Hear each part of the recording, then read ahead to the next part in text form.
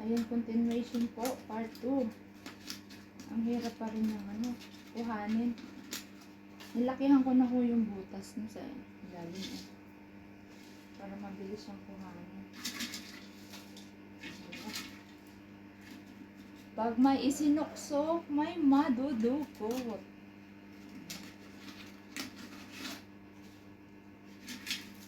Oh my God, ano ba ito?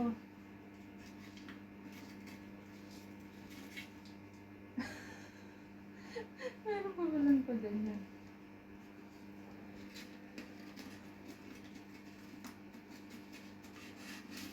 Ay, excited na ako malaman kung magkano.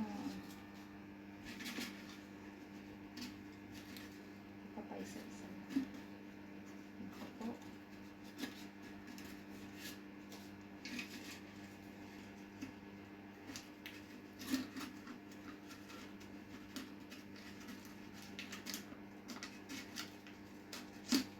Opa.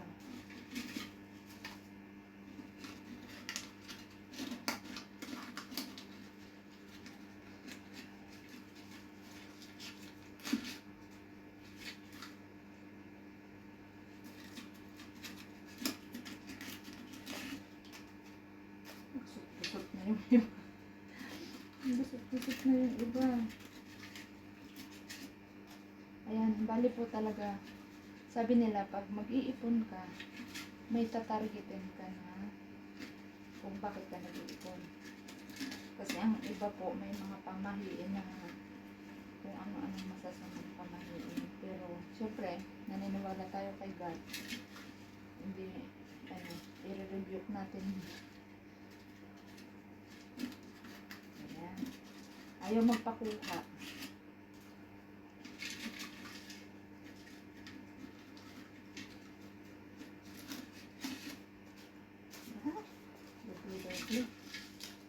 Ang dami pa. Abutin pa yata tayo ng umaga nito.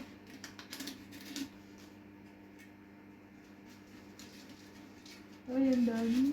Ang dami. Uy. Oh.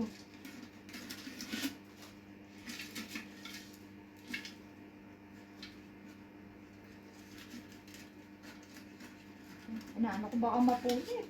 Sayang. Sayang yung shaker.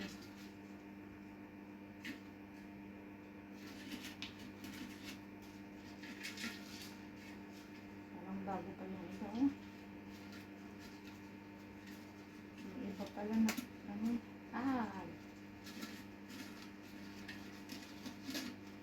Wow. Ayoko kasi siyang basagin. Kasi pan-display pa. Ayan. Lakas na.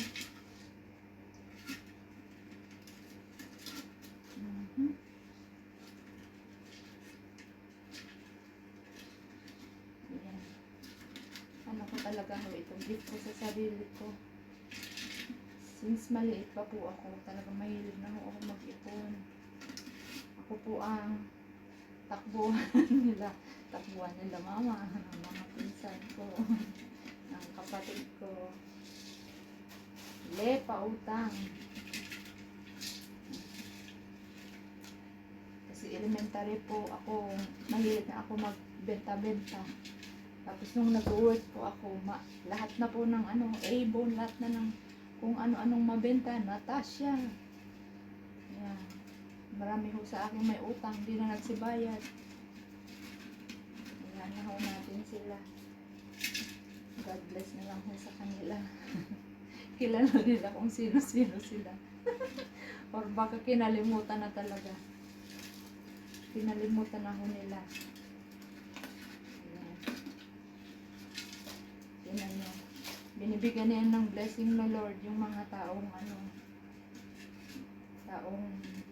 iniisahan ng mga manduruga, diba ho? Kaya ako, pag ako may utang, hindi ako nakakatulog. Kailangan ko siyang bayaran, lalo na ho pag mag-New Year. Kailangan ko siyang mabayaran bago mag-New Year. Ayan. Kaya shout out po sa mga may utang sa akin. Charot lang.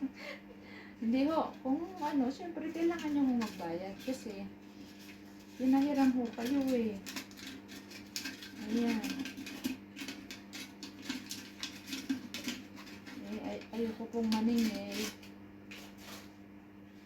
Mag-usa ho kayo magbayad kasi ang utang ho ay utang. Ay, wala na! Wala na. Wala na ba? Baka may natira pa.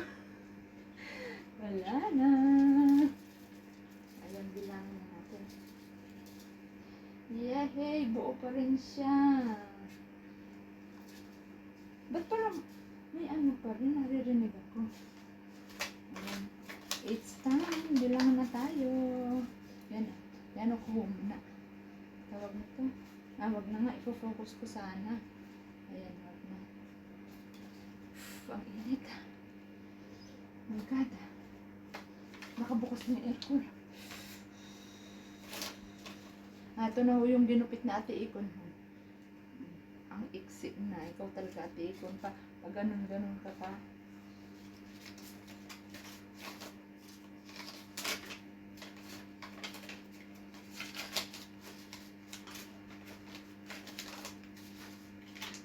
Sabi ko kasi sa kanya, yung dulo lang.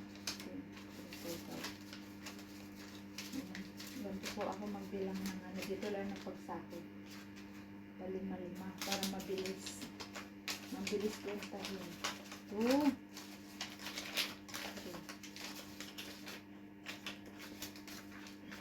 4. 5.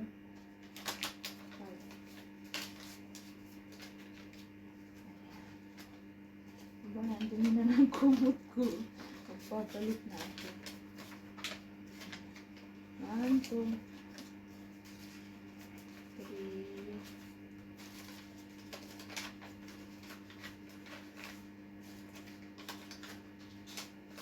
1, 2, 3, 4, 5.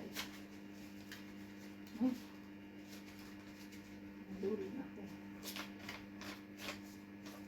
1, 2, 3,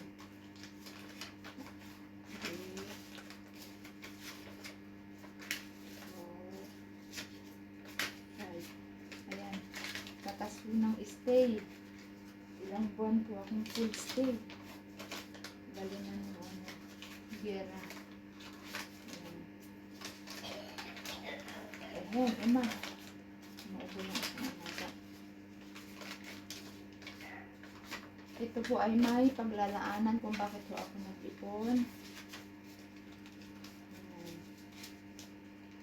Makikita nyo na lang po sa aking post kung ano ang aking bibili.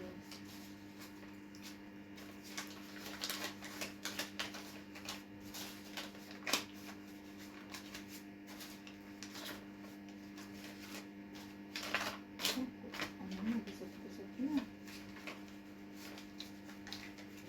Ilan na ba?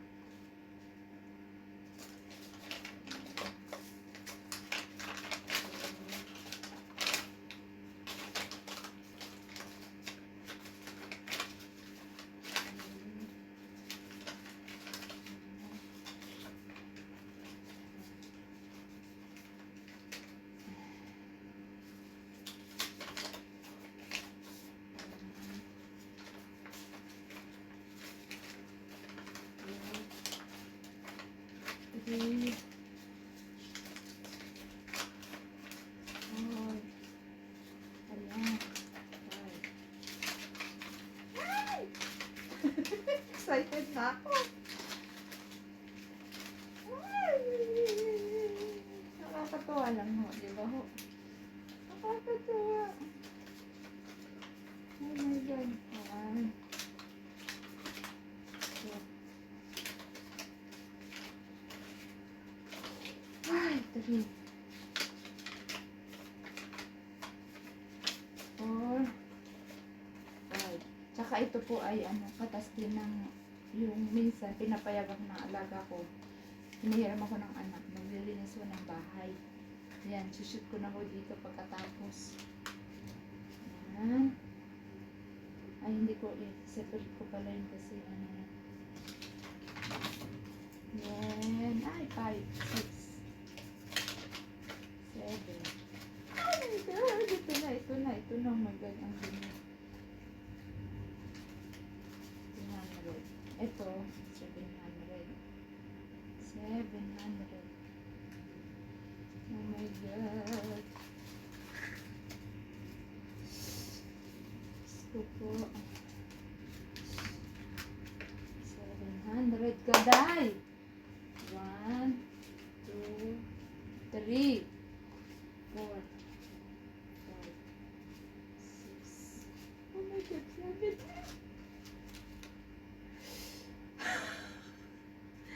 Oh my God. Ito na ho lahat. 800. 8,000. 8,700 shekel. OMG. Ba yan? Nanginginig ako. 3 years po. 3 years ko pong pinag-ipunan. Yan. Thank you Lord sa mga blessing po. Ayan na po. Ito na po siya. 8,700. Ayan. Oh my God. Gusot-gusot na yung aking mama. Ayan. Salamat po. Thank you po. God bless po sa inyong lahat. Good night.